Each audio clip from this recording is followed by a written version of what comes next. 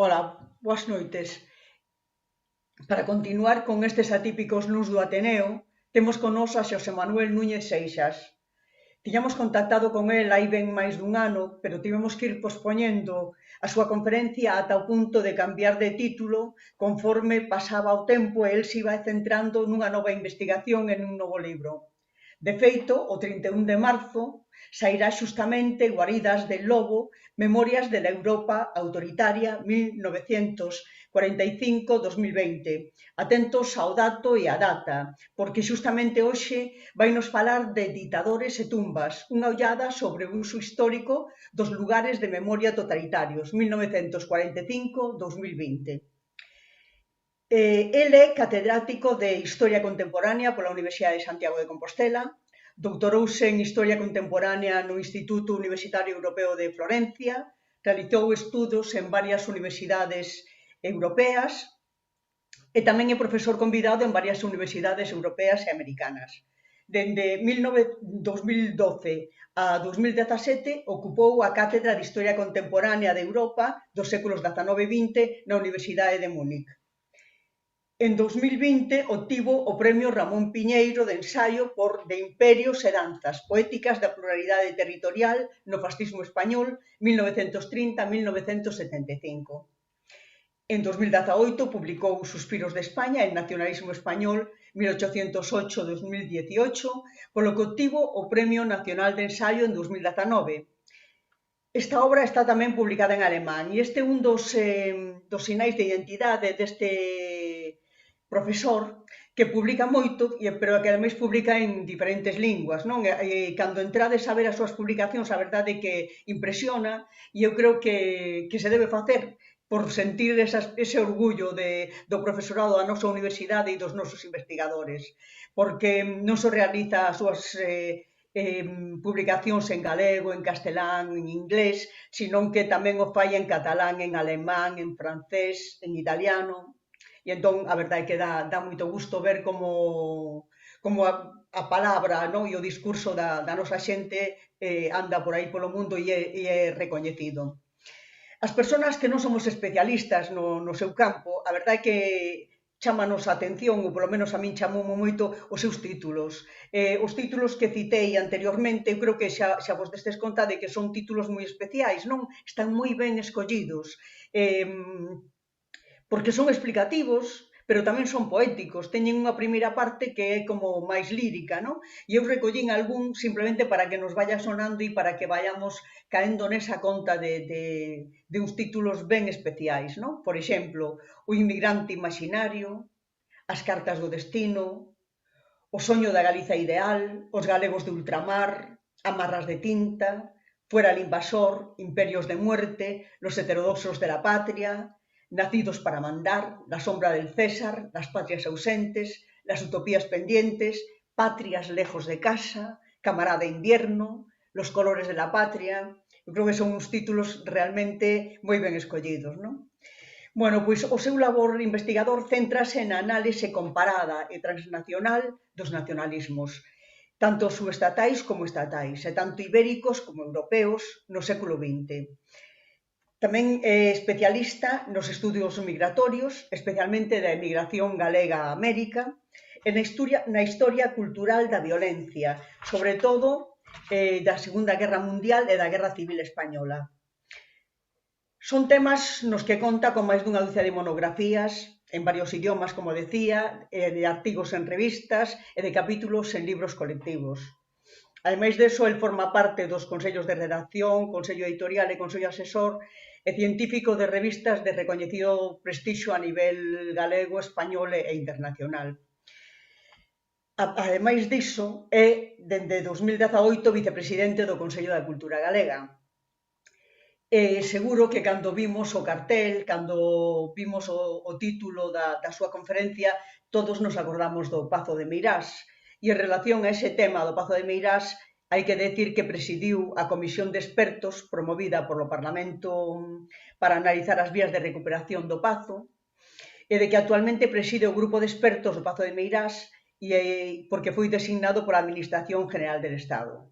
Entón, eu creo que estamos ante unha persona que nos vai a aclarar moito acerca de todas estas temáticas, non, que están tan presentes no día a día. E nada, simplemente pedirvos disculpas porque estou eu máis nerviosa que el, que eu que ten que falar, pero é a primeira vez que me toca facer a presentación desta maneira e entón seguro que me esquezo de algo. Ben, aviso que me decía Martiña que podedes facer as preguntas, igual que sempre, polo WhatsApp, non? Cando remate a súa conferencia ou ao longo da conferencia para que queden aí xa para poder decir ya tan pronto remate. E faise por WhatsApp o número do Ateneo. E recordovos que o 622 274 110. Aparte deso, claro, sempre podedes erguer a man e entonces xa se vos daría a palabra. E nada máis, simplemente damos a benvida e agradecemos a disponibilidade de Xosé Manuel Núñez Seixas para estar co Ateneo nesta ocasión. Moitas grazas. Moi ben, moitas grazas, Pilar, moi agradecido a Ateneo de Santiago por esta oportunidade de presentarlles, bueno, efectivamente o que é un novo proxecto de investigación, aínda que xa está prácticamente ultimado e os seus froitos verán a luz dentro de moi pouco.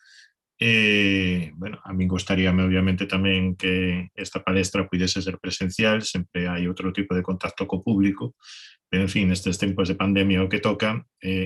Agora tamén a min ás veces xa me ten acontecido de nunha fin de semana estar en San Petersburgo, estar en Florencia e estar en Bos Aires, é dicir, sen moverme desta silla.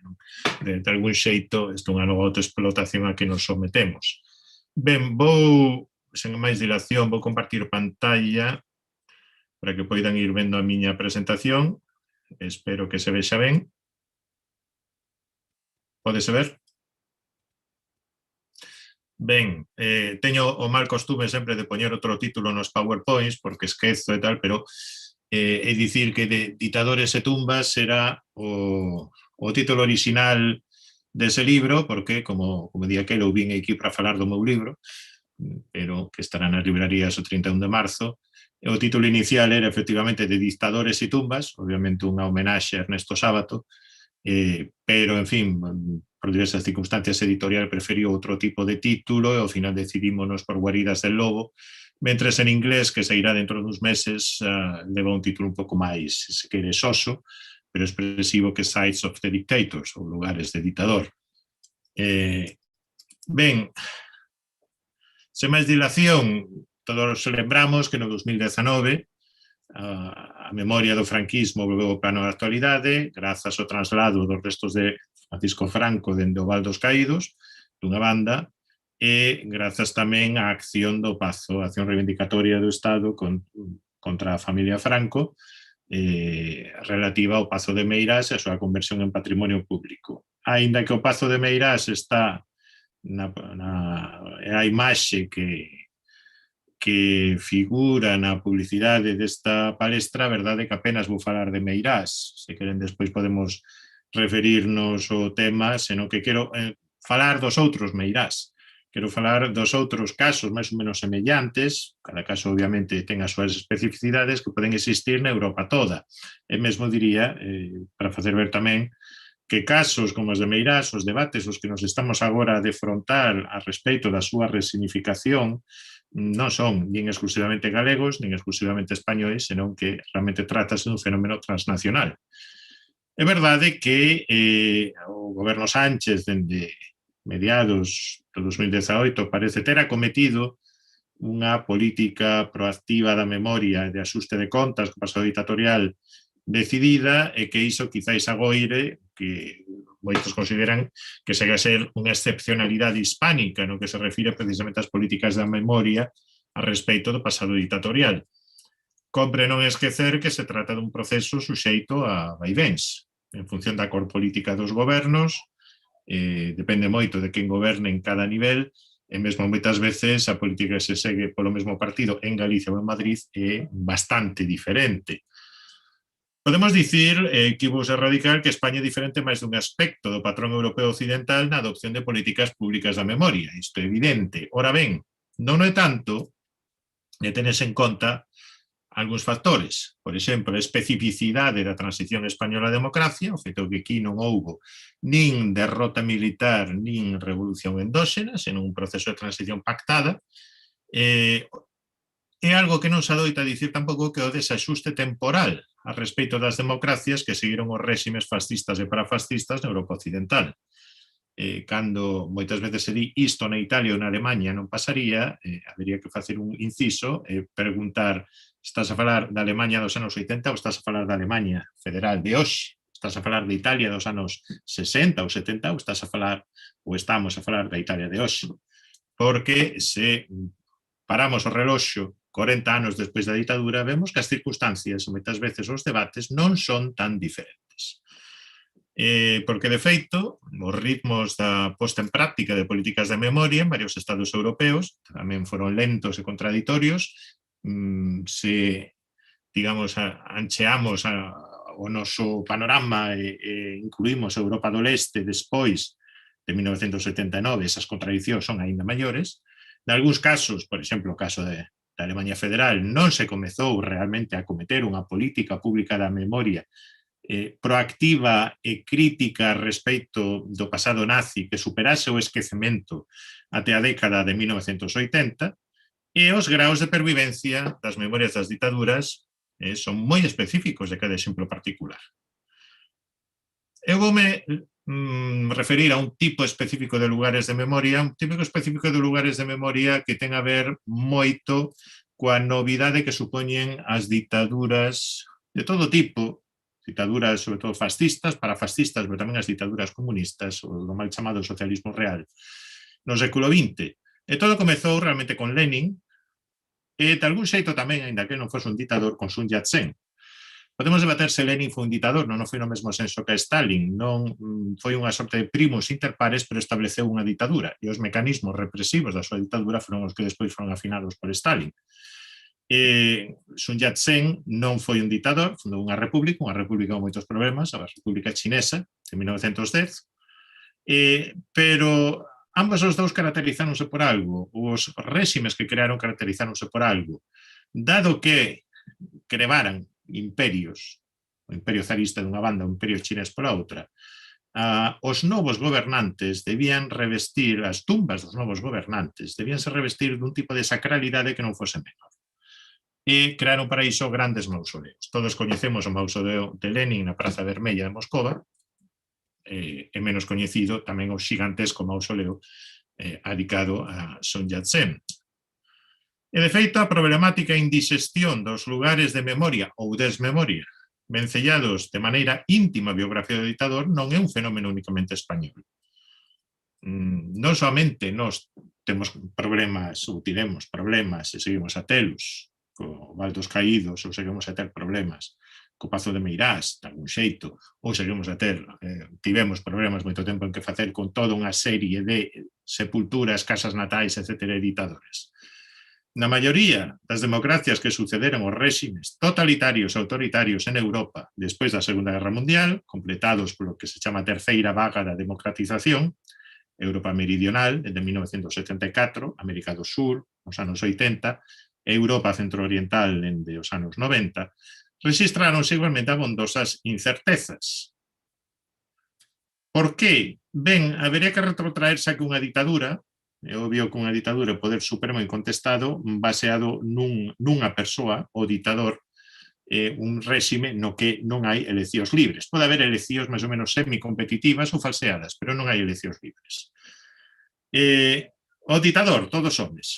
Desta vez non hai que dicir ditadores e ditadoras. Ás veces, polo menos no século XX, nalgúns casos as donas ou viúvas de ditadores xogaron algún papel político, nomeadamente na Romenia, no caso de Elena Ceausescu, ou despois da morte de Enver Hoxha, a súa viúva, pero en xeral foron homes, e que ademais non tiñan que dar explicacións, aínda que algúns coexistisen con presidentes da República como Salazar ou con reis como Mussolini, pero normalmente eran figuras decorativas.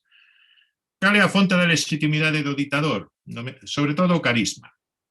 O sociólogo alemán Max Weber, como sabemos, legitimaba ou definía carisma como legitimación do poder que non era nin burocrática nin tradicional e que supuña que unha persoa se atribuían cualidades sobrenaturais, sobrehumanas ou excepcionais, mesmo hipnóticas.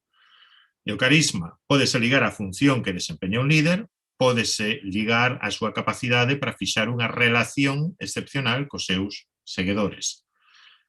Todos os carismas, antes ou despois, se rutinizan burocráticamente ou aludindo a fontes de legitimación tradicional. A patria, o nacionalismo, a religión, a historia. Ben, o carisma é excepcional. Os reis fan parte dunha dinastía. As dinastías do antigo réxime, os imperios multinacionais que moitas veces sucederon, ensínanse nun continuo. Morre o rei, vive o rei. Non? Ou o rito funerario dos Habsburgo en Viena. Non? É dicir, soamente cando o rei se despoxaba da súa condición, o emperador, da súa condición semidivina, do seu carisma, non do seu carisma, senón da súa función, era admitido na cripta dos capuchinos, edición deste Panteón Real dos imperadores austríacos, e a súa función simbólica desempeñaba o seu sucesor. Ora ben, ata que punto se pode herdar o carisma ou se pode transmitir? O corpo da maioría dos autócratas herdou a función do corpo do soberano no antigo réxime, a teoría do dobre corpo do rei, o físico e o simbólico, que representaba o dereito a gobernar e a soberanía, a herdanza transmitida ao seu sucesor e garantía a continuidade do reino, da comunidade política. En parte, o corpo do autócrata tamén era depositario dunha sacralización transferida, secularizada, que podía abranxer tamén cualidades taumatúrxicas, por exemplo, a capacidade de levar sorte a un fogar. Isto non chegamos a experimentalo con Franco, pero, por exemplo, na Alemanha, nos anos 40, había xente que pensaba que o retrato do Führer nunha parede salvaba esa parede de ser bombardeada. Non parece que funcionase, pero había xente que o pensaba. Tratábase, en todo caso, dun carisma propio e único, que seguiu a exercer as súas sombras, veces durante décadas, sobre as opinións públicas das democracias que sucederon as súas ditaduras. Os ditadores son excepcionais, o seu carisma non está ligado á continuidade dunha función institucional, e dependen do brillo da súa personalidade. E trátase, ademais, dun culto construído, dun culto moderno a súa personalidade, forxado por unha sociedade de masas. E, ademais, a atribución póstuma do carisma vese favorecida polas circunstancias da morte do ditador. Se o ditador, por exemplo, morría nun atentado, morría de maneira violenta, era deposto, moitas veces podíase converter nun mártir, o que pasou, por exemplo, en parte con Mussolini, despois de 1945, para os seus seguidores. E igualmente o carisma podíase asociar moi fortemente ao nacionalismo, nomeadamente se o autócrata encarnaba a fundación ou restauración dun Estado independente, e daquela deviña un pai da patria. Casos quizáis non tan coñecidos en España, por exemplo, de Karlis Ulmanis, o ditador letón durante o período entre guerras, de Józef Tiso, o prelado Józef Tiso, presidente do primeiro Estado independente eslovaco entre 1939 e 1944. Realmente un Estado títere, o Terceiro Reich, pero vayan vostedes hoxe a Eslovaquia, e Józef Tiso, malia ser un parafascista, moitas veces idealizado como auténtico precursor da soberanía nacional. O caso de Ante Pavelić, un fascista violento, no caso de Croacia.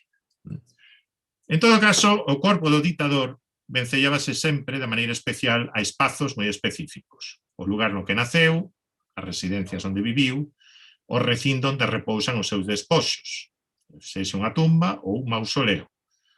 E ás veces tamén o lugar no que faleceu. No lugar no que faleceu, sobre todo se a súa morte foi violenta. Eu permitime acuñar un termo propio para este tipo de lugares, que despois desglosarei, que sería o de lugares de ditador. Que quere dicir lugares de ditador?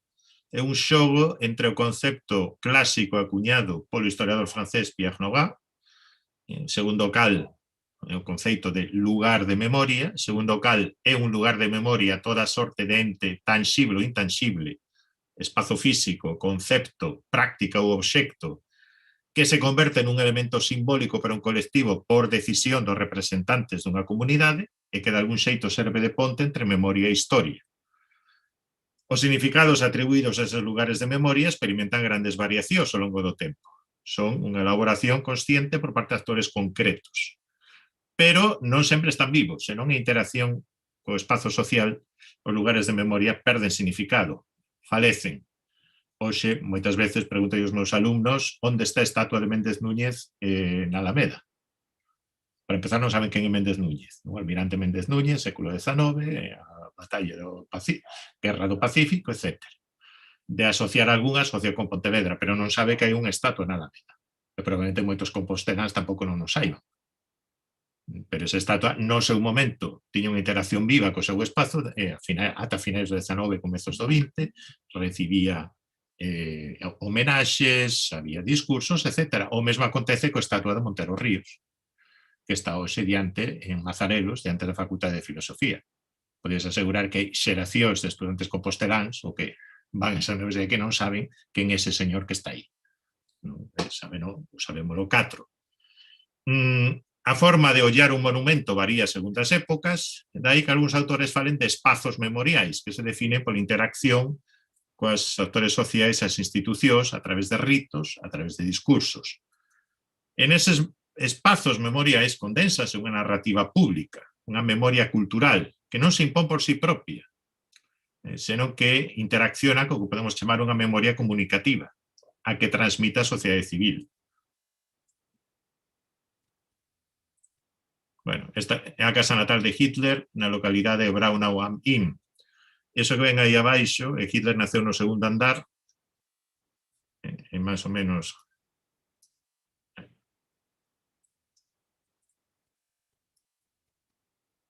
parece ser que nas dúas, no cuarto no que están as dúas ventás á dereita, poden apreciar que abaixo a parede está como raída, porque de cando en vez parece ser que veía aí xente pola noite, lévase como recordo algún cachiño da parede.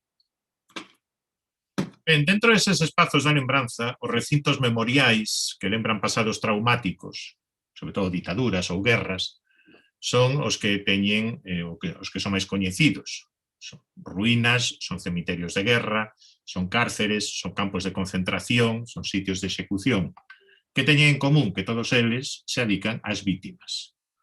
Hai menos problemático definir que son as vítimas. Tamén hai debates, ollo, sobre a súa xerarquía, sobre, por exemplo, se vostedes agora visitan o monumento xudeus europeus de Berlín, verán que en todos os lugares sempre se recorda que foron os xudeus europeus e os povos romanís e sinti, é dicir, os ciganos, aínda que a proporción de xudeus a respecto de outras vítimas é moitísimo maior.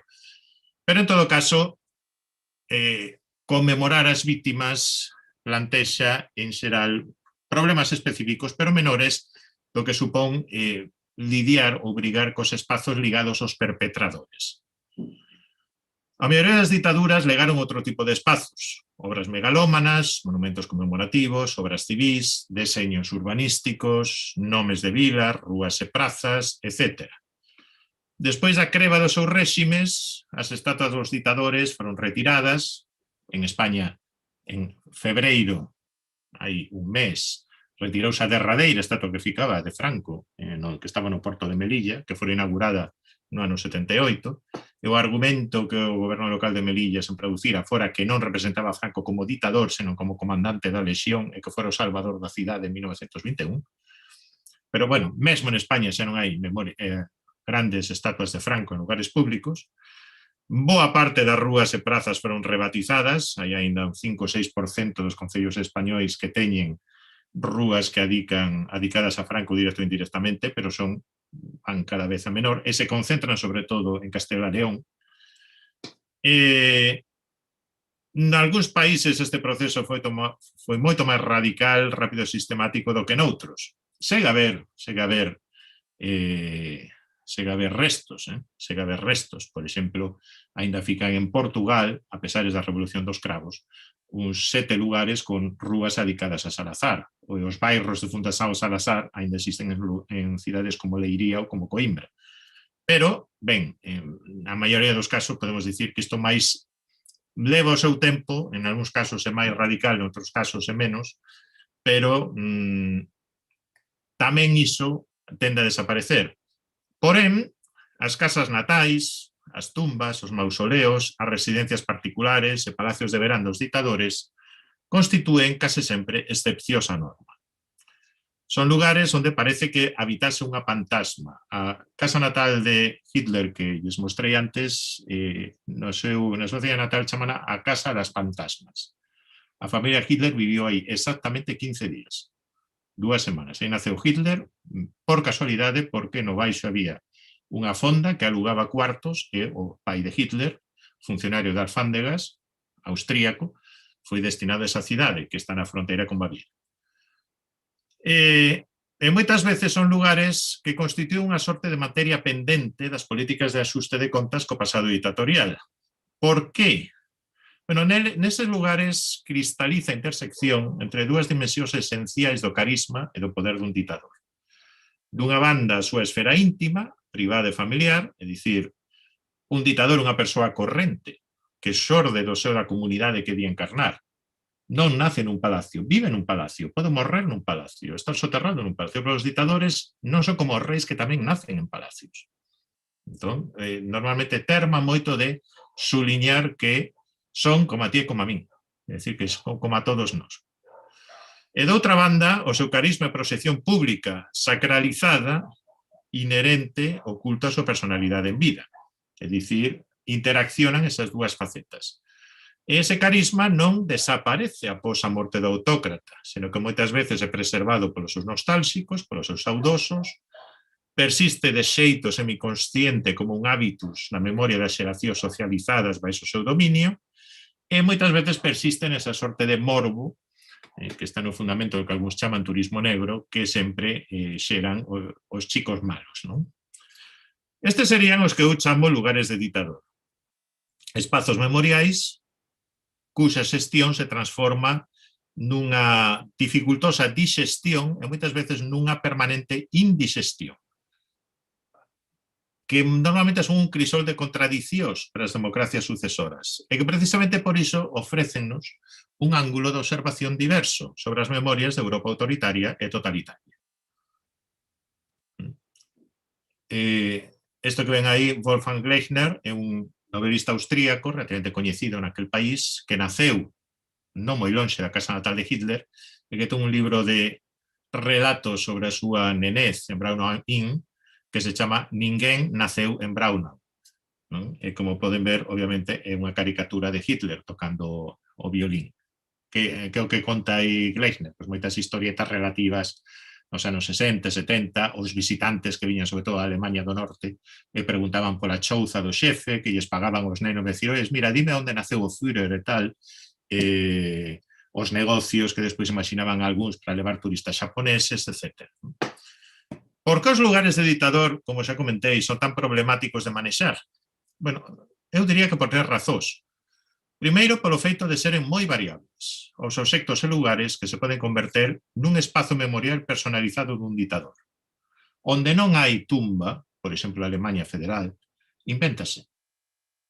Por exemplo, está o búnker da Chancelería, que todos coñecemos por a famosa película de Hirschfigel, que tiña aquela pinta antes de ser dinamitado de todo nos anos 50 e 60, que hoxe en día é o que ven aí á dereita, un parque infantil. Un parque infantil que somente ten un painel que explica que houve aí. En segundo lugar, por vencellar en esa biografía do autócrata, tamén adoitan ser entornos que pertencen á familia do ditador, coñecémolo moi ben no caso de Meirás, pero non é único, e que por iso ás veces é difícil, son difíceis de intervir, ou é difícil intervir neles, no caso dos Estados democráticos. A casa natal de Hitler pertence a unha señora particular. O Estado austríaco tardou anos en conseguir finalmente a expropiación. Tivo que elaborar unha lei exprofeso para expropiar a casa. En terceiro lugar, porque neses entornos a figura do que dende a distancia un déspota transfórmase nunha persoa calquera, normal. É dicir, son moitas veces agás grandes mausoleos e palacios entornos, lugares do máis normal, onde un persoaxe que despois foi especial naceu, viviu, xogou, faleceu, etc. etc. E onde o excepcional se fai humano é accesible e o case sagro se torna próximo e tangible. Hai unha serie de lugares de ditador que son recorrentes. primeiro a casa natal ou paterna, ou na que decorreu a infancia ou a adolescencia do que despois sería ditador, que ás veces a casa, tal e como a vemos hoxe, foi reinventada ou reformada para a posteridade. Os exemplos son moitos: casa natal de Hitler, casa natal de Salazar en Santa Combadao, na freguesía de Vimieiro, a casa natal de Mussolini en Predapio, cidade natal que ademais foi redeseñada en tempos de Mussolini, a casa natal de Enverocha, que é un museo etnolóxico na súa cidade, a casa natal de Stalin, despois mostrarei algunhas fotos, a casa natal de Stalin levaron directamente ao museo Stalin na cidade de Gori, en Xeorxia, en máis casos. Segundo, a tumba privada ou semipública do ditador, caso de Salazar, Stalin, Hoxha, Ceausescu, a certo ponto Mussolini, pero cando non se sabe onde está soterrado o ditador, ás veces se inventa e se organizan actos igual. O caso de Josef Tiso, o prelado eslovaco que foi ditador de Eslovaquia independente, despois xulgado, aforcado e depositado nunha tumba anónima no cemiterio de San Martiño en Bratislava, neste caso bastante significativo. É dicir, os seus seguidores escolleron unha tumba que, segundo a tradición ou segundo algúns relatos, era a do seu querido ditador, e pousaron flores nela durante case 50 anos. Despois, hai uns poucos anos, desenterráronse os restos que había nesa tumba, aplicóuselles unha proba de ADN, parece ser que sí, foi casualidade que eran os de Tiso. Pero noutros casos non foi así. Noutros casos simplemente reinventouse a tumba. En terceiro lugar, as residencias, recintos ou espazos onde o ditador desenvolveu boa parte da súa vida, ligados á súa actividade política e pública, os espazos do seu poder. Por exemplo, a primeira sede do partido nazi en Múnich, eso, Schellingstrasse número 50, miña oficina en Múnich estaba, o meu despacho estaba a mazá e media dai. Como poden ver, o único vestixio é que aí había unha águia nazi a que lle cortaron as patas e a cabeza. Por que non a quitaron de todo? Porque se retiraban ese dintel e causaba un estropicio nesa fachada. Dentro estaba a sede do partido nazi ata 1927, e máis, no patio interior, eu estive dentro, despois había outro espazo no que había un obradoiro fotográfico onde traballaba Heinrich Hoffmann, que despois foi o fotógrafo oficial de Hitler, e tiña unha moza que o axudaba que se chamaba Eva Braun. Non? Como poden ver, hoxe en día hai unha placa, algo que o recorde? Absolutamente nada. É un lugar totalmente ignoto. Hai outros lugares onde viviu Hitler, por exemplo, a súa residencia en Prinzregentenplatz, na Praza do Príncipe Rexente. Ese dos policías rideiros que ven aí están diante da estantería persoal de Hitler. Esa agora é unha comisaría de policía, da policía bávara. Non saben que facer con esa estantería, o que poñen aí son os trofeos do equipo de fútbol da comisaría. É dicir, un exemplo de, digamos, uso utilitario. Pero podemos falar máis: o recinto alpino de Obersalzberg, onde está, entre outros, o famoso Niño da Águia, ou no caso postsoviético, as diversas dachas ou residencias de verán de Stalin. En cuarto lugar, mausoleos deseñados polo ditador para a posteridade, ou que foron edificados despois da súa morte polos seus familiares, admiradores, sucesores. É o caso da chamada Pirámide de Hoxha en Tirana, 1988. É o caso da cripta privada de Mussolini na súa cidade natal, en Predapio. En quinto lugar, hai lugares de culto integrados en templos religiosos, convertidos, despois da morte do autócrata, nun espazo dotado dun significado especial. Hai unha igrexa en Austria dedicada ao chanceler Dollfuss, o chanceler social católico con tendencias dictatoriais, que foi asasinado polos nazis en 1934, e que despois da anexión de Austria polo Terceiro Reich se converteu no ditador bo, fronte ao ditador malo e traidor que fora Hitler. O Templo do Retorno en Budapest, que está dedicada ao almirante Horthy, igual que Franco, o almirante Horthy, entre 1920 e 1944, foi o máximo dignatario de Hungría, foi o ditador, na práctica, con tendencias profascistas, pero, bueno, anglófilo, coas súas contradicións, que, por tanto, por iso tamén, para moitos sectores na Hungría actual, sobre todo para Víctor Orbán, é un modelo a seguir.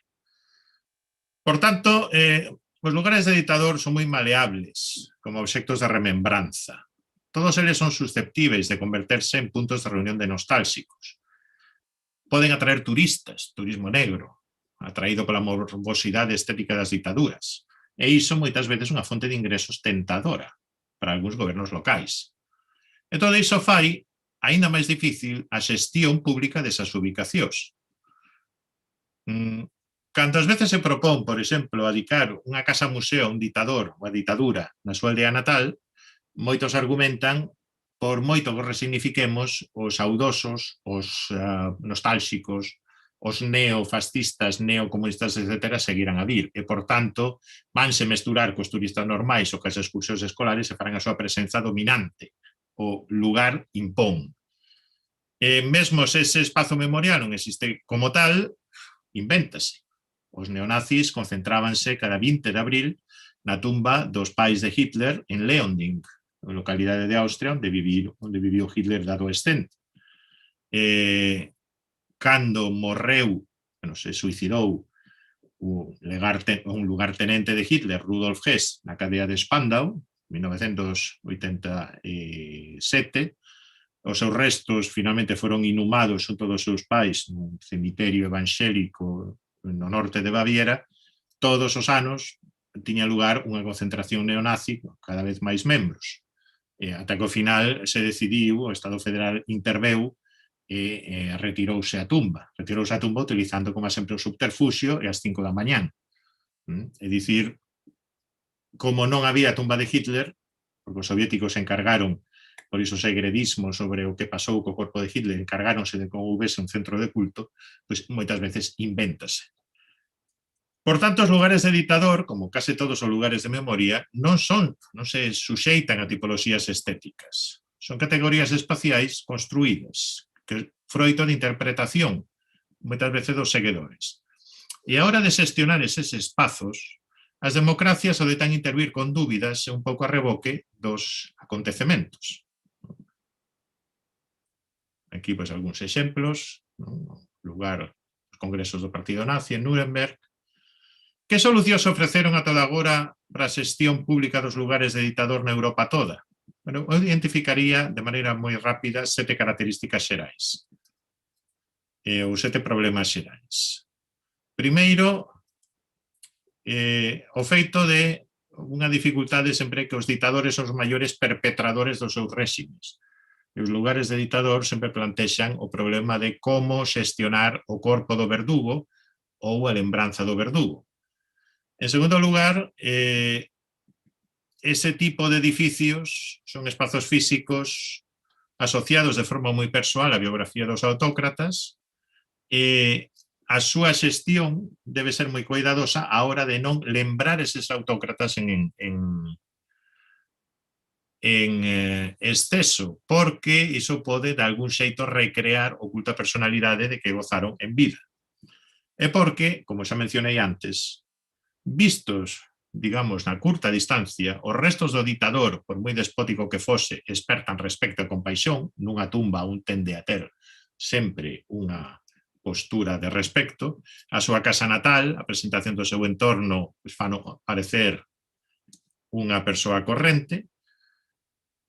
Por iso, en parte, a discusión sobre a posible resignificación dos lugares de ditador non se centra tanto en que facer na narrativa e proxectos concretos que se propoñan, senón no onde, no entorno físico no que se deberían ubicar.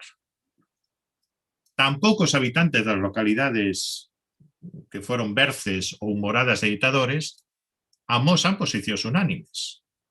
Moitas veces acontece que algúns queren excluir toda asociación coa deriva do que foran os seus antigos coterráneos, é dicir, este señor non tiña nada a ver connosco. Outros ven iso unha oportunidade para xerar recursos turísticos, que veñan e lles vendemos pizzas e o que faga falla.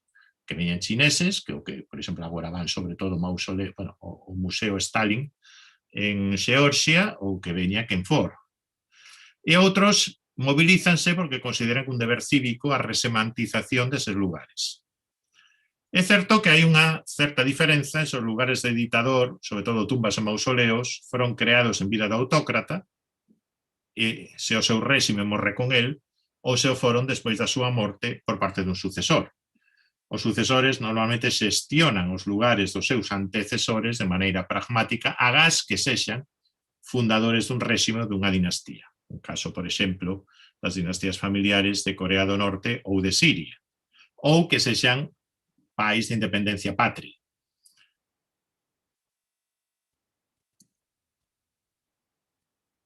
Bueno, que en algúns casos, este tipo de escenas na cripta de Mussolini pasan 3 veces o ano, pero non só un señor só. Hai un libro de visitas no que hai miles de milleiros de asignaturas por ano, e, bueno, no, obviamente condicións de pandemia, para todo 2019, as rúas de Predapio énchense deste tipo de persoaxes. Se a ditadura morre co ditador, pois moito depende do tipo de tránsito a democracia. Obviamente, se foi unha transición pactada, unha creba revolucionaria, unha ruptura, ou unha continuidade de élites baixo unha ruptura aparente. Pero mesmo se houve ruptura, exóxena ou endóxena, dicir, derrota militar ou revolución interna, subsistiron moitos intersticios de tolerancia cara a memoria privada dos ditadores.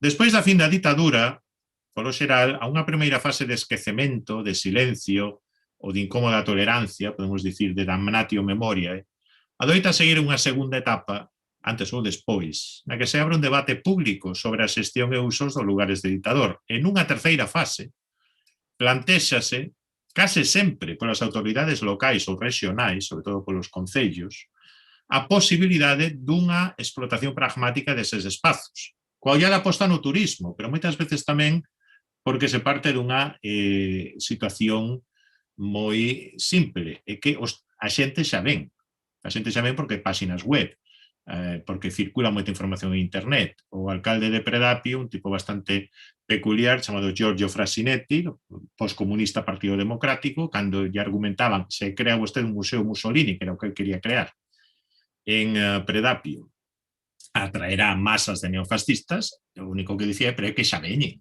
é que eles xa saben onde está Predapio. Mire, é que hai tropocentas páxinas en web en moitos idiomas que din a xente onde. Eu podería dicirles varias páxinas web onde figuran todos e cada un dos lugares onde dormiu, onde viviu Hitler. É moi fácil seguilas con fotos actualizadas. Entón, xa que veñen, polo menos informémolos. Canalicemos ese fluxo.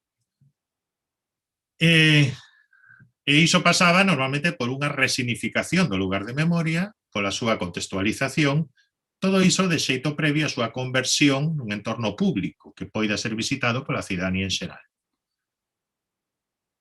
Onde os lugares de memoria estaban vencellados os lugares de ditador estaban vencellados á personalidade pública dos ditadores e eran de titularidade pública, pertencían ao Estado. A reconversión foi menos problemática, abondaba, entre aspas, o consenso das elites políticas. Moitas veces non se acha ese consenso. Portugal levan 15 anos debatendo sobre que facer coas 3 casas que posuía Salazar, ou a familia Salazar, en Vimieiro.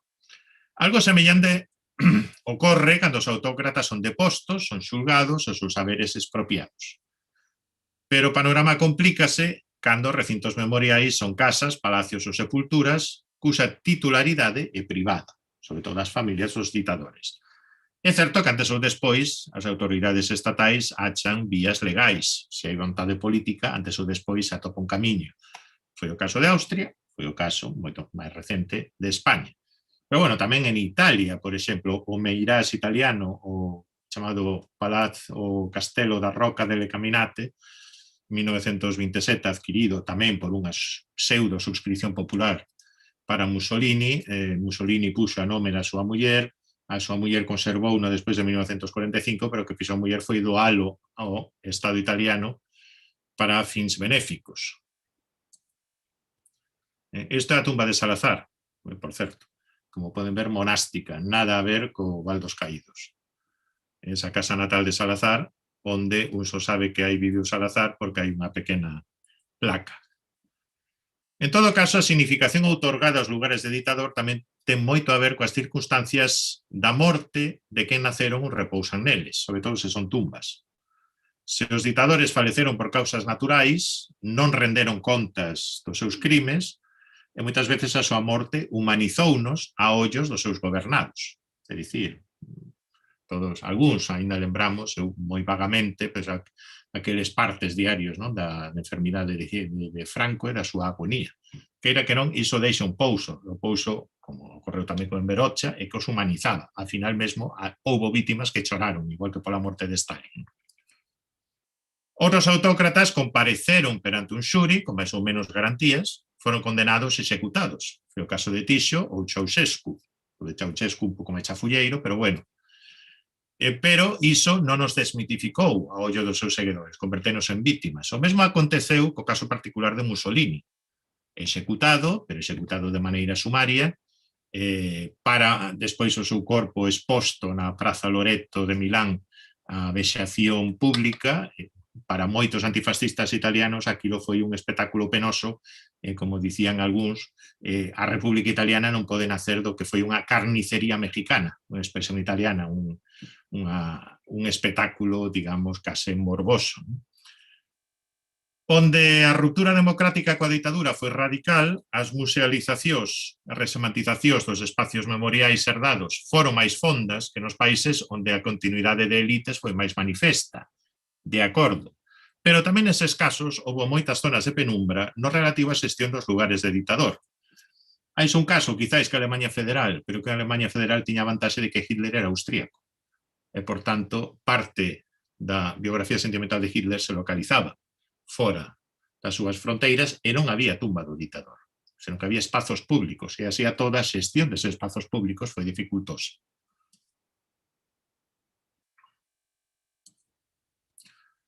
Por tanto, hai moitos matices, sempre un capítulo complexo dentro da diversidade das políticas de memoria postdictatoriais. Hai zonas de penumbra, diferenzas de interpretación entre gobernos estatais, regionais e locais. Nalgúns países alternaron a damnatio memoriae, que podreza ese monumento, que este hai 20 ou 30 anos, fixeron os alemás, por exemplo, en algúns casos, coa musealización, houve espazos reconvertidos en atracción de nostálxicos, explotación turística, ou o que eu chamo a Disneylandización da memoria, opción, por exemplo, da Rusia actual. As autoridades locais, non falo neste caso de Galicia, pero sí en outros casos sí que se deu, por exemplo, en Portugal ou en Italia. As autoridades locais son máis proclives ao pragmatismo e moitas veces invocan para iso un discurso neutro ou factual da historia, ou tenden a encauzar situacións que se existen mediante unha intervención de historia pública. Por exemplo, o alcalde de Santa Combadao, que primeiro plantexou a posibilidade de crear un museo Salazar, era un socialista, e que ademais falou repetidamente que non había que caer no que chamaba diabolización do grande estadista que naceu en Santa Combadao. Esa idea de que Salazar era un grande estadista, eso era indiscutible. E, bueno, pues a historia non ten que xulgar, a historia ten que expoñer feitos, non?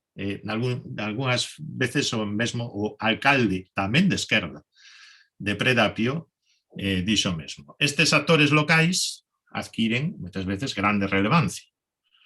E ás veces establecen alianzas con historiadores activistas locais, que adoitan xogar un papel fundamental, e tamén xestores oportunistas. Por exemplo, un sobriño do ditador Ceausescu na localidade natal de Ceausescu, Emil Barbulescu, foi quen montou ali un pseudomuseo na casa natal na casa natal de Ceausescu, que era dos pais, e que ele herdara, curiosamente. Houve hoteleiros que montaron un grande hotel nas cercanías moi perto do Niño das Águias, no Obersalzberg, que na Alemanha empezou todo o mundo a chamalo de maneira un tanto con certa resouba Hotel Hitler, e que esperaban facerse de ouro con todo o turismo que iría ao Obersalzberg. Bueno, agora mesmo colleu no Arcadia Kempinski, pero está case en Creva. Este museo Stalin de Gori, aí dentro está, aí xusto detrás desas columnas deste palacio en estilo neoveneciano, está a casa natal do ditador Stalin, e, curiosamente, aí o teñen, E, curiosamente, a pesares da narrativa fortemente nacionalista da política de memoria do Estado de Xeorxia, que quere borrar da memoria todo o que tiña a ver co Imperio Ruso e con a Unión Soviética, faise unha excepción con Stalin. En parte porque atrae turistas, en parte porque Stalin é considerado o xeorxiano máis grande da historia. E, por tanto, como unha dimensión independente da súa biografía política. Esta actual tumba de Stalin o Kremlin de Moscova, que recebe homenaxes todos os meses de xaneiro e no aniversario, no cabo dano da súa morte en marzo. En boa parte da Europa Occidental as solucións propostas incidiron nunha europeización das remembranzas das ditaduras, unha sorte de memoria negativa co mundo pasado convulso, que sirva de admonición para o presente e o futuro, enfatizaron a dimensión transnacional. Nesa liña se está camiñando sobre todo entre Austria, Alemania e Italia. Noutros países, como Portugal, España, Xeorxia, Rusia ou Albania, os debates son caseiros. É dicir, as fantasmas dos pasados nacionais ou das culturas históricas nacionais ou locais seguen a ser moi predominantes. E realmente, na miña opinión, a europeización destes lugares de ditador segue a ser unha materia pendente. Que lles comentaba das dachas de Stalin, estes son varios casos, nalgúnas hai manequíns directamente, ¿no? Onde un se pode imaginar como Stalin estaba aí sentado. Imaginen que en Meira se nos ocorrese poñer uns manequíns da Guardia Mora e poñer un manequín de Franco ali no seu escritorio, ¿no? Ni se nos ocorrería, obviamente. Estas son as actuais tumbas de Ceausescu en Verocha, porque no caso de Verocha trasladaron do seu panteón. Resignificar os lugares de ditador presenta riscos. Hai varios casos no que eses espazos se converteron en sitios de culto.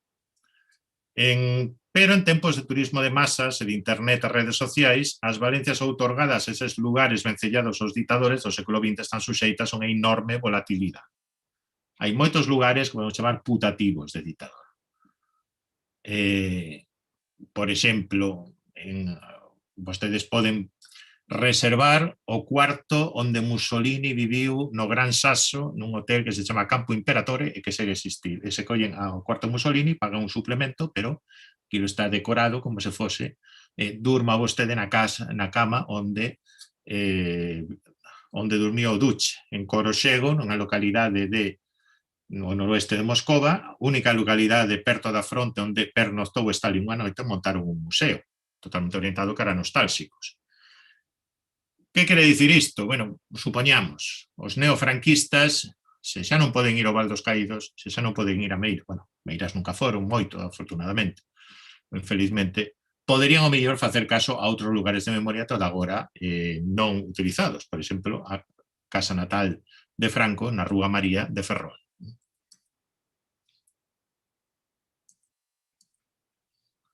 En algúns casos, a disneylandización xoga mesmo con morbo. Ese é o lugar onde afusilaron o matrimonio, o casal Ceausescu, o día de Nadal de 1989. Hoxe en día, isto era un cuartel da policía, hoxe en día un museo adicado aos últimos días de Ceausescu. Esa é a súa casa natal. Ben, con isto acabo. Unha vez que se deu cabo a damnatio memoria, e a damnatio memoria é perigosa porque os lugares abandonados podense converter en lugares de culto. As propostas normalmente xiraron alrededor de tres cuestións centrais. A primeira foi onde. A conveniencia ou non de musealizar e resignificar espazos recargados de contido simbólico. E, digamos, onde a fantasma do ditador, por así dicir, persistía. Convén facer aí lugares de memoria, convén resignificar eses lugares de memoria, crearmos espazos, por exemplo, de interpretación, centros de interpretación, museos, etc., ou é mellor simplemente crealos nun lugar de fácil acceso. É dicir, debate en Italia, porque crear un museo do fascismo en Predapio se chegará a Predapio moi difícil. Creemos un en Roma, que non hai aínda un museo nacional que explique a historia do fascismo ás novas xeracións. A segunda é que se ten que narrar nese museo centro interpretativo. A biografía contextualizada do ditador, co cal o estamos resucitando de alguma maneira, o seu vencello concreto co lugar en cuestión, ou ben o carácter da súa ditadura, os seus crimes e víctimas dentro dunha perspectiva crítica. E a terceira é como resignificar. Ten sentido hoxe falar de museos físicos, cheos de obxectos, ou facer un centro de documentación e pesquisa, un centro de interpretación con vontade didáctica. Hai quen fala de museos deslocalizados, con contidos virtuais interactivos, museos difusos, unha rede de espacios de memoria regionais ou europeus que contextualicen ese lugar de ditador dentro dun panorama máis amplo, que unha opción que se está a manexar agora en Portugal, facer unha sorte de roteiro de lugares de memoria do Portugal do século XX, no que se incluiría a casa natal de Salazar, pero non sería o único punto. E dentro dese derradeiro modelo, non, do museo difuso, que entornos incluir, narrativa nacional ou dimensión transnacional, en fin. Todo isto son dilemas para os que non hai doada solución. E, obviamente, algúns destes dilemas, Meirás ten as súas peculiaridades, tamén nos defrontaremos con eles ou tamén habemos brigar con eles en Meirás. En todo caso, o que non podemos entender Meirás, o Val dos Caídos e outros que poidan vir amarse, penso, deste debate que é europeo e que non é europeo, que é mundial. Se empezamos con ditadores africanos, centroasiáticos, ou, por exemplo, aquí o Ho Chi Minh, no caso que poidamos chamar a Ho Chi Minh ditador, poderemos ver que tamén a xestión dos lugares de memoria é complexa. Bueno, desculpa se me estendín demasiado, pero non sei se haberá tempo para un par de preguntas. Moitas grazas. Moitas grazas a ti. Eu creo que sí, que abrimos un turno de debate, aínda que sexa pequeniño, para que as persoas que queiran intervir que puidan comentarnos algo, se hai algunha posibilidade. Bueno, en todo caso, estábamos falando de Meirás, estábamos falando do Valle dos Caídos, non? Hai algunha tumba do estilo do Valle dos Caídos a nivel internacional, tal como te ibas comentando, donde foi tan difícil sacar o corpo do delito, por decirlo así, non? E que haxa un mosteiro con uns monxes determinados que están contra que se mova contra ese traslado e porque Bueno, resulta un pouco estaban, extraño. porque xa non poden facer nada. Non, a ver, o Val dos Caídos é un exemplo bastante espectacular e bastante propio. Sobre todo porque non foi, parece ser, que non foi deseñado en orixe realmente como un mausoleo do ditador, senón que foi deseñado como un monumento á vitoria do bando vencedor na Guerra Civil. Entón, é unha necrópole, unha enorme necrópole na que hai diversas versións. Hai a versión de que Franco lle dixo a famosa frase que lle dixo o arquitecto, bueno, o segundo arquitecto, Val dos Caídos, que foi que lle sinalou o lugar onde despois reposo e dixo Méndez, bueno, e cando toque yo aquí, o arquitecto fixo ali, deixou 3 ocos, bueno, un xa fora reservado para José Antonio Primo de Rivera, que fora trasladado dentro do Escorial. Parece ser que non estaba previsto que Franco fose inhumado no Val dos Caídos, que foi unha decisión tomada no seu momento polo rei, polo actual rei emérito, Juan Carlos, e máis por Carlos Arias Navarro, o 22 de novembro, e que a familia non tiña nada previsto. En todo caso, aínda non o sabemos ben. Pero, en todo caso, o problema do Val dos Caídos, do meu punto de vista, non só son as súas dimensións, que tamén son gigantescas. Home, mausoleo de Ataturk perto de Ankara, en Anartibir, por aí se anda. O de Ho Chi Minh tamén se chega, é dicir, o de Sun Yat-sen, bueno, modelos de mausoleos hai moitos, pero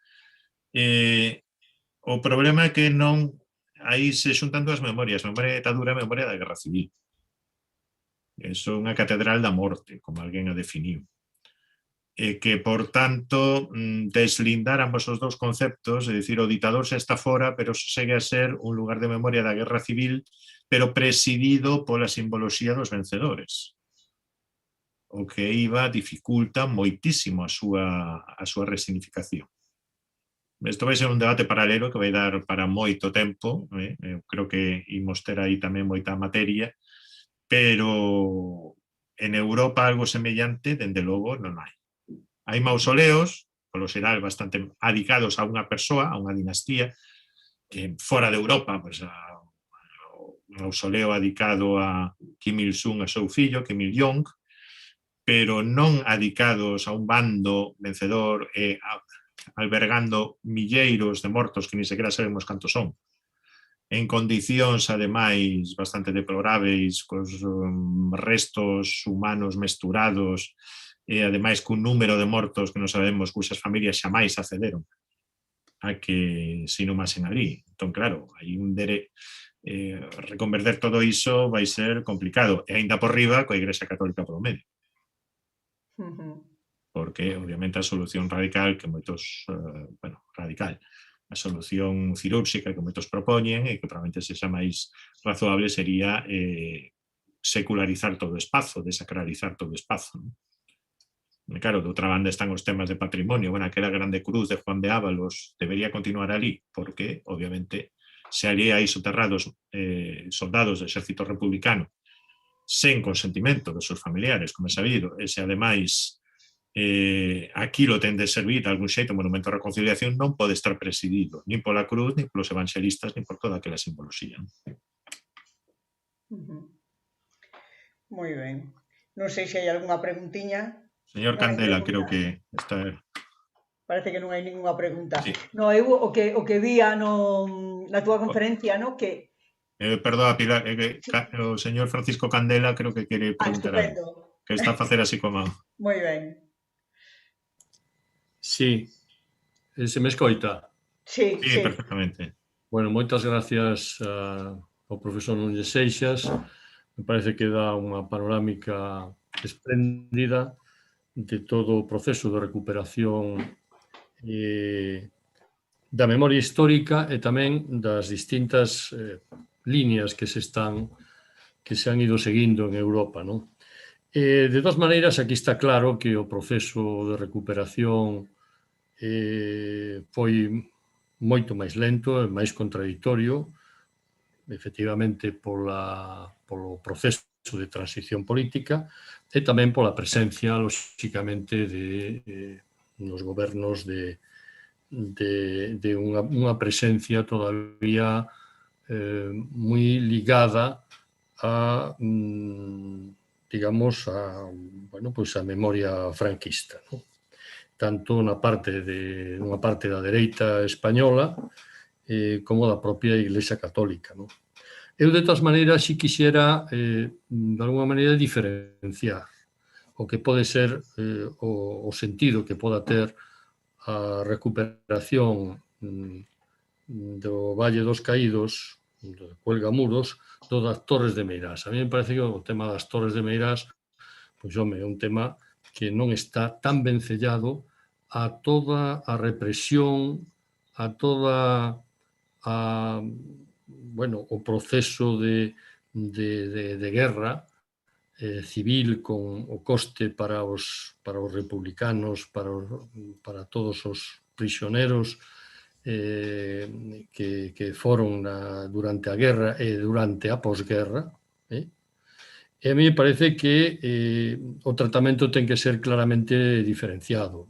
O caso das Torres de Meirás sí pode vencellarse a figura de Pardo Bazán e dar un contexto distinto de superación, pero do Valle dos Caídos ten que ser o da memoria do franquismo, da ditadura e da represión que durante tantos anos, durante máis de 40 anos, caeu sobre a ciudadanía deste país. A mí me parece que, de alguma maneira, esos dous símbolos teñen que claramente que diferenciarse e tratarse, non? De maneira clara e nítida, non? Esa, polo menos, é a miña visión. Non sei se comparto contigo. Sí, ben, non, moitas grazas pola pregunta, moi pertinente. Home, que en España o proceso está suxeito a peculiaridades, sí. Agora, eu insisto no que dixen ao comezo. Se comparamos como era o panorama, por exemplo, na Alemanha Federal, na propia Italia, nos anos 70 e 80, 30, 35, 40 anos despois da fin da súa ditadura. as diferenzas relativízanse.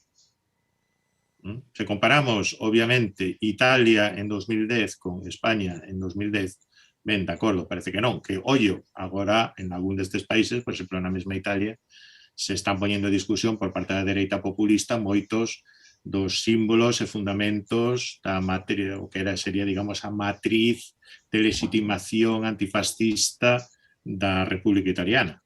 Se están propoñendo conmemorar novas datas, se equiparan as vítimas da represión dos partisanos de Tito en Dalmacia, as chamadas foibe, as fosas cars, as deceas, centenas de italianos que foron moitos deles colaboradores do fascismo que foron ali masacrados polos partisanos de Tito, que paraselles cos xudeus deportados, en fin. Agora mesmo se está asistindo en algún destes países a debates bastante acres a respecto do que eran, digamos, toda unha serie de elementos que se consideran fundamentais, non? Da cultura histórica, da cultura política. Por desgracia ou infelizmente, pois aquí ese proceso de novo revisionismo histórico o que ten un apoio nun bello revisionismo histórico que xa tiñamos herdado, con fortes, efectivamente, con fortes áncoras, unha reticencia dunha parte da dereita democrática a asumir de maneira crítica tanto do franquismo, da Igrexa Católica, etc. Iso tamén ten a ver cun feito, que aquí partíase dunha guerra civil. Aquí non houbo se tivesen chegado os americanos no 45, nos tivesen liberado o franquismo, pues seríamos todos antifranquistas o día seguinte, antifascistas o día seguinte, que foi o que se fixo en Italia e en outros países. Non? Sobre Meirás e o Val dos Caídos, bueno, non quería entrar moito no tema e na polémica, obviamente o Val dos Caídos ten unhas connotacións particulares que non ten Meirás. Meirás ten unha vantaxe que ten unha historia anterior, pero a pegada do franquismo a Meirás tamén é profunda. Non ten as mesmas connotacións. Obviamente, iso non é unha catedral da morte. Iso é un lugar moi vencellado, ademais, a persoa que creou Meirás, bueno, as torres de Meirás, na súa. Pero ignorar que iso tamén de algún xeito foi un lugar moi simbólico dos valores do franquismo, que foi, ademais, un lugar central na simboloxía do franquismo durante 40 anos, creo que tampouco non un paso adiante. A Comisión de Expertos no que agora estamos a traballar no tema, optamos por buscar un común denominador, que sexa precisamente os valores democráticos, aqueles, os valores positivos para a ciudadanía que podemos atopar tanto na obra e biografía de Pardo Bazán, como despois, digamos, no que todos os valores vencellados a memoria democrática, un concepto bastante máis amplo que algúns chaman despectivamente memoria histórica, que é bastante máis simplificador, se se queren. Entón, eu estou de acordo, obviamente, ten que haber restitución, a memoria de quen creou as torres, ten que haber aí un claro traballo de pedagogía cívica, pero tampouco se debe esquecer que a pegada do franquismo a Meirás, infelizmente, é moi profunda. En todo, tanto en espazos, como en simboloxía, como despois en proxección. Atoparemos un equilibrio, esperemos. Moitas grazas. Moi ben. Non sei se alguén máis quere intervir. Eu, como non vexo as mans, teño que preguntar a ver se Xosé Manuel, tives algunha man máis por aí? Non? Pilar, hai unha pregunta enviada por WhatsApp. Ah, vale. Estupendo. Porque isto tamén se está emitir por YouTube, non? Como isto. Sí. Porque eu vexo que aquí estamos 11 persoas ou 10, pero... Mira, a pregunta é: pódese facer algunha diferencia entre ideoloxía, entre esquerdas e derrotas, fascismos e socialismo na experiencia do recordo? Pregunta. A ver, podesme repetir a pregunta, repito, si queres. Xosé Manuel, pódese facer algunha diferencia por ideoloxía entre esquerdas e derrotas, fascismo e socialismo na experiencia do recordo? É un pouco complexa. Entre esquerdas e dereitas, que despois mandou a pregunta. É dicir, a maneira... que aquí poñía e derrotas, vale. Vale, entre esquerdas e dereitas, a hora de lembrar... Fascismo e socialismo na experiencia do recordo, sí. A experiencia do recordo. Eu busquei mínimos comuns denominadores, pero é obvio que hai unha cuestión xeral, os réximes fascistas ou parafascistas adoitan ter máis comprensión ou atopa máis comprensión na dereita que non na esquerda e viceversa. O que pasa que hai tamén despois hai matices, hai, por exemplo, ditadores que, como xa dixen, son considerados algo así como pais da patria e que en algúns casos están moi vencellados ou están moi significados como xenocidas, caso de Ante Pavelic, pero en outros casos teñen unha postura moito máis ambigua, foron presidentes autoritarios, foron presidentes teóricamente constitucionais, pero que despois modificaron as constitucións, restringiron os poderes do legislativo, fixeron uso de legislacións especiais, etc. Un pouco como está a facer Putin hoxe en día, ou Orbán, e que, por tanto, son figuras máis discutíveis e os podemos, digamos, alcumar como ditadores. É o caso, por exemplo, do ditador lituano do período entre guerras, ou é o caso pois, de algúns é o caso dos 3 ditadores bálticos do período entre guerras, que a máis 2 deles morreron ás mãos dos soviéticos, co cal se converteron en mártires. Entón, tanto na vida política de Estonia como de Letonia, esquerdas e dereitas estaban de acordo en que os seus presidentes foran mártires. Un morreu nun manicomio, como presidente de Estonia, Pats, e outro, Ulmanis, a pesar das súas tendencias autoritarias, morreu en Azerbaiyán nun gulag soviético. Por tanto, discutir que eran mártires nacionais pois parecía pecado de lesa patria. Outro caso, un pouco máis complexo, de Pilsudski, en Polonia. O marechal Pilsudski tiña un grande prestixio, fundador da Polonia independente despois do 18, pero a partir do 26 instaurou un réxime cada vez máis autoritario. Que aconteceu? Que, primeiro, os sucesores de Pilsudski foron piores que el, segundo, que despois caeron nazis e soviéticos, e, por tanto, o grande referente para a recuperación da soberanía, do que algúns consideraban a soberanía de Polonia usurpada polos soviéticos despois de 1980, realmente a partir da irrupción de Solidarnosc, foi o marechal Pilsudski. Entón, hoxe en día, por exemplo, unha figura que desfruta dunha unanimidade case absoluta.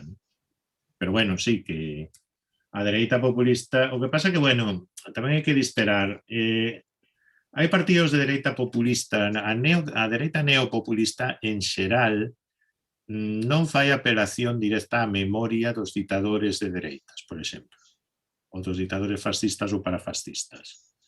Un caso de Pétain en Francia, o actual Front National, bueno, como se chama agora, o partido de Marine Le Pen, simplemente esquiva o tema, esquece absolutamente da cuestión.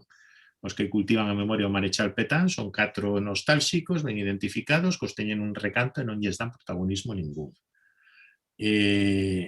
Outro caso é Salvini en Italia. Tampouco nunca xamais fai un xesto que lembre a Mussolini. Así como Berlusconi de cando en vez se apelaba a algunhas estrategias parecidas, sobre todo simbólicas, poses, mesmo poses de fotos, etc. Simplemente tabula rasa do pasado. E a min chamou a atención que en todos estes debates sobre Meirás, Val dos Caídos, o traslado do corpo de Franco, vostedes lembrarán que cando chegou o féretro a Mingo Rubio, había ali concentradas 50, 100 persoas, activistas de extrema dereita. Quen era o único persoaxe coñecido que había ali? O provecto coronel Tejero. Ali non había un só deputado de Vox, un só representante visible da dereita radical parlamentaria. É un tema incómodo que se prefire botar o esquecemento. E o mesmo acontece hoxe en día cando algúns partidos neocomunistas, sobre todo en Albania ou nomeadamente na Rusia, que lembran Stalin. Que se lembra de Stalin? Non se lembra de Stalin o asasino de masas, ou colectivización forzada, etc. Lémbrase de Stalin, que foi o grande estadista que fixo a Unión Soviética grande porque levou a vitoria na Segunda Guerra Mundial. Entón, solamente se lembra esa faceta, non? Moi ben, pois nada, se non hai ningunha pregunta máis, que creo que non, e despois desta, teremos que ter cuidado a próxima vez cos correctores, non? Porque confundir a dereita coa derrota non é así como moi... non son sinónimos, a que non? Esas cosas pasan, non? Por iso, ao principio non entendía moi ben que... Bueno, que a xestión da derrota é tamén un elemento interesante, porque boa parte das mitificacións constúense sobre derrotas, e non tanto sobre vitorias. Atribúeselles un papel palinxenésico. Boa parte dos mitos nacionais baseanse en derrotas e non en vitorias. Moi ben, pois moitísimas gracias por toda a conferencia, por todas as portas que fostes abrindo e por todas as relacións que nos fostes mostrando.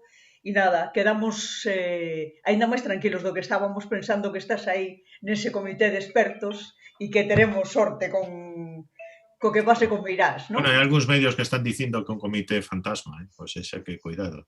Sei que non existimos. Vamos a confiar en que sí. Moitísimas gracias por esta conferencia e dentro do Ateneo, nada, quedar así de agradecidos e xa sabes, as portas abertas para cando queiras volver a visitarnos e a contarnos algo das túas próximas investigacións.